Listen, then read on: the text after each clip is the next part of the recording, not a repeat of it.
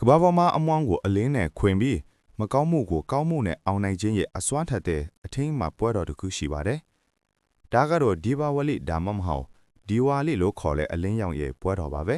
။ဒီပွဲတော်ဟာမျိုးလင်းချက်အောင်မြင်မှုနဲ့အသစ်တစ်ဖန်ပြန်လဲစတင်ခြင်းကိုကိုးစားပြုပါတယ်။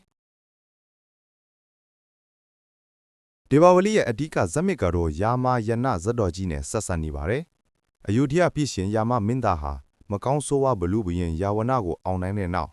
ကျင်ရတော့တေတာတေဝီနဲ့အတူနေပြည်တော်ကိုပြန်လဲကြွားချီလာခဲ့ပါတယ်။အဲ့ဒီအခါမှာပြည်သူတွေကသူတို့ရဲ့ဘရင်ကိုကြိုးစိုးဂုဏ်ပြုတဲ့အနေနဲ့မြို့တော်တစ်ခွင်လုံးမှာဒီယာလို့ခေါ်တဲ့မြေစီမိခွက်လေးတွေထွန်းညှိခဲ့ကြပါတယ်။ဒီပွဲတော်ကို9ရက်တားများကျင်းပကြပါတယ်။ပွဲတော်မတိုင်ခင်အိမ်တွေကိုတန်ရှင်းရေးလုပ်အလှဆင်ကြပါတယ်။ပွဲတော်ရဲ့အဓိကနေမှာတော့မိသားစုတွေဟာစီးစိမ်အုပ်စားကိုပေးတဲ့လက်ရှမီနတ်သမီးကိုပူဇော်ပတ်သက်ကြပြီးအိမ်တိုင်းမှာစီမီတွေထွန်းညှိကမိဘတွေဖောက်ပြီးပျော်ရွှင်စွာဆင်နွှဲကြပါတယ်။ပွဲတော်ရဲ့နောက်ဆုံးရက်တွေမှာတော့မောင်နှမလက်မယားကြကချစ်ချင်းမြတ်တာကိုအပြတ်လန်ဖော်ကျူးတဲ့ဆုံးတတ်ကြပါတယ်။ဒီနေ့ခေတ်မှာတော့ဒေဘာဝလိဟာယဉ်ကျေးမှုပွဲတော်တစ်ခုအဖြစ်ကမ္ဘာအနှံ့ကျင်းပနေကြပါပြီ။အင်းရှိမှာရောင်စုံမုံတွေနဲ့ဆွဲတဲ့ရန်ကုန်လီအလှဆင်မှုတွေကကံကောင်းခြင်းကိုဖိတ်ခေါ်ပြီး